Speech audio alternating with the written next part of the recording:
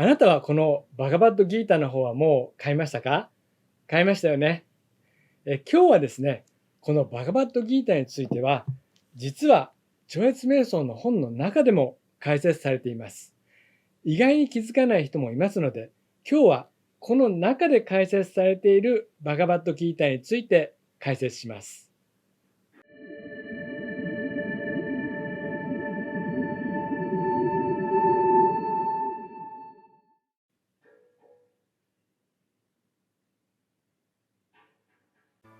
こんにちは。マハリス総合教育研究所で超越瞑想を教えている森正也です。このバガバッドギーターの本は本当に知る人ぞ知るというような本ですが、私が好きなのでこれについても取り上げていきます。多分こういう話を面白がって見る人っていうのはチャンネル登録をしてくださっている方々ぐらいですよね。よろしくお願いいたします。さて、今までこの超越瞑想の本の中からいろいろと解説をしてきました。まだまだいろいろと話をしたいのですが、今日はこの本の中でバガバッドギーターについて触れられている部分がありますので紹介します。ここに書いてあるってあなたは知っていましたか？今日は超越瞑想の本の340ページ、ここですね。電子書籍版ですと第4部成就の第3章心理学の成就の途中から終わりのあたりです。これを読むとバガバッドギーターとは何かということがわかります。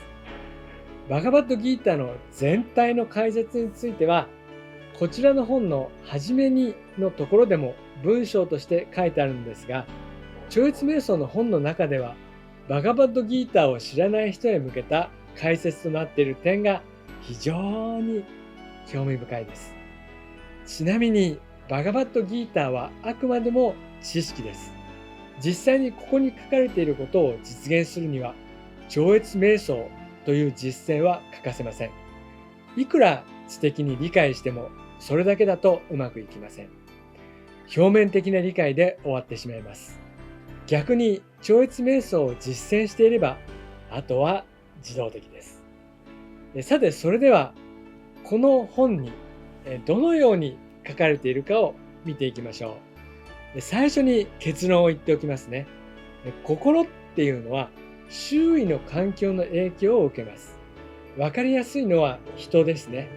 周りの人たちの影響を受けないのは心が強い状態です。そしてその心が強い状態というのは心の表面のレベルだけではなく潜在意識の領域も使っている状態です。その心をすべて使っている状態、そしてそれが宇宙の心、すなわち存在とつながっている状態が強い心であり、人生を楽しめる状態でもあるということです。多分この話を初めて聞く方は意味がわからないかもしれません。存在についてはぜひ過去の動画を見ていただきたいと思います。さて、この紹介の中で冒頭の部分、哲学と心理学を学ぶ人はバガバッドギーターに示されているような心理学を考えると良いでしょうと書かれています。つまり哲学と心理学を学ぶ人へおすすめをしています。バガバッドギーターは人間の生き方や人と人との関わり、心理状態を学ぶことができるようになるということですね。なるほどって、これはオーバーリアクションですかね。全く何も決断できないという心の状態から人間の最高に進化した意識状態に進化していく過程についての研究が示されていると書かれています。研究と書かれているのも興味深いです。バガバッドギーターは物語ですし、解説でもあります。研究とイメージではないんですが、そうなんでしょうかね。人間の最高に進化した意識状態というのは永遠存在の中に理知が確立された状態です。日本では悟りを得たという方が分かりやすいかもしれません。意識の進化のゴールです。バガバットギーターは個人の心と宇宙の心の心理学を説明していて、この2つの心の素晴らしい結びつきを明らかにしているということです。個人の心と宇宙の心の心理学。そうなのかっていう感じです。これはちょっと図にしてみましょう。お待ちください。はい、それではホワイトボードを用意しました。過去動画でも何回か説明していますが、これが心です。で、心の表面的なところを現在意識と呼んでいます。要するにバガバットギーターも結局はこの図の説明ということになりますね。表面の心、私たちが普段考えているところっていうのがこの現在意識とか表面意識と言われることです。現在意識ですね。そして、潜在意識。これは言葉として意識していない心の、中の奥深くですね。そして存在。これが全体として動くこと。それだけの話というとあっけないんですが、実際にこれだけです。この図を覚えていただければ、これを2冊とも、話されている内容はこのような感じかもしれません。カルマとかダルマとか、いろんな話が出てくるんですけれども、それでですね、なぜ超越瞑想が必要かっていうことがこれでわかると思いますし、超越瞑想の本も、バガバットギーターの本も、これについての説明っていうことがわかると思います。そして超越瞑想を実践すると自動的っていう意味もわかると思います。この心が存在とつながるだけです。いつもはここで切り離されてしまっています。超越瞑想というのは心を超越して存在の領域に行きます。そして何度も繰り返しているうちに存在というものが心の中に注入されていきます。今回ですね、この超越瞑想の本の中での紹介文ではこのように書かれています。人間のかりそめの現実的な実存に永遠の生命が注入される過程を明らかにしていますと、このバガバットギーターのことを説明しているんですけれども、この図を見ると分かりますね。人間のかりそめの現実的な実存というのはこの領域です。実際に私たちが過ごしているこの現実であり、普段考えているこの心です。そこに永遠の生命が注入されるというのは存在とつながっていくことです。それがどのように注入されていくかということがこの本に書かれていることです。続けてこう書かれています。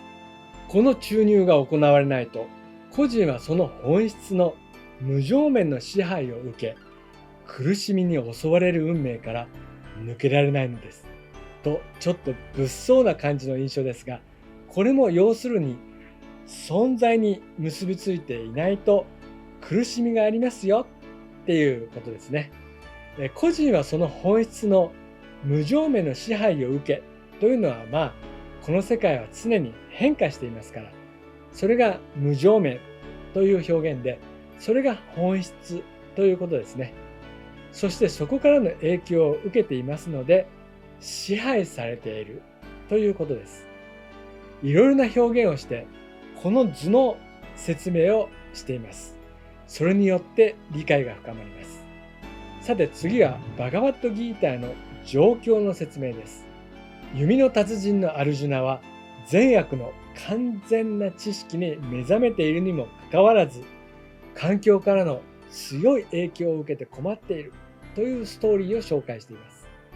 ここで興味深いのは、このバガバットギーターの中でこのアルジュナに対して頭がおかしいとか理解できていないっていうような解説者がいることをマーリス先生がそれは違うと言っている点です。こちらの本の中でですね、善悪の完全な知識に目覚めているとアルジュナのことを言っています。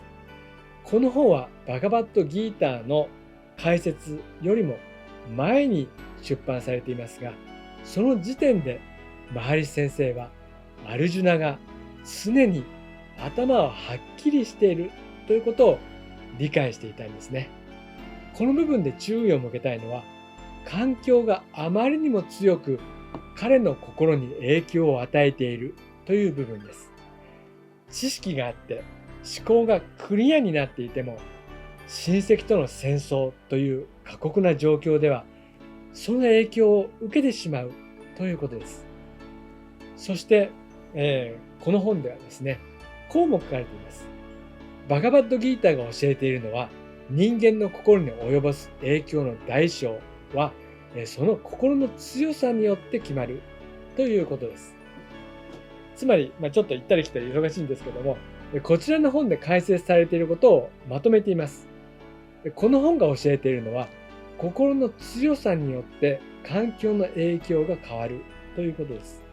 それなので、第2章の45節で、3つのグナを離れてあれっていうのが人として最強、つまり周囲の影響を受けない状況だっていう話とつながります。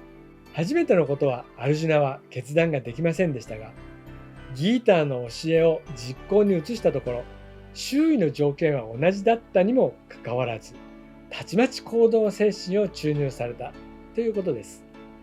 油汚れは同じだったにもかかわらず、この洗剤でたちまち汚れが落ちたっていうコマーシャルのような表現ですが、実際にそうなのですから、そうなのでしょう。これはぜひ手に入れたいですね。その後も説明が続きますが、大体はこの図の解説です。全部は紹介しませんので、ぜひこの本を読んでいただければと思います。心については、この表面的な部分だけを使っているのは池のようだと言います。真夏の左で干上がってしまいます。しかし、これ全体を使うということは海のようです。海は干上がることはありません。こうして存在とつながっている心は、人生のつまらない葛藤やたくさんの悩みもことごとく不要になるということです。最後にこの一文を読んで終わりにします。342ページです。超越瞑想の技術は心理学の英知を開く鍵です。またこの瞑想にはどんな理知の持ち主をも満足させる科学的な基盤があります。この瞑想にこそ現代の心理学の成就があるのです。今日の話はここまでです。もしあなたがまだ超越瞑想を学ばれていない場合には、ぜひ全国の瞑想センターで行われている無料の説明会にご参加していただければと思います。私は群馬オフィスで活動しています。この動画が良かったという方は、ぜひいいねボタンを押していただけると励みになります。チャンネル登録もよろしくお願いいたします。本日もご視聴いただき感謝いたします。ありがとうございました。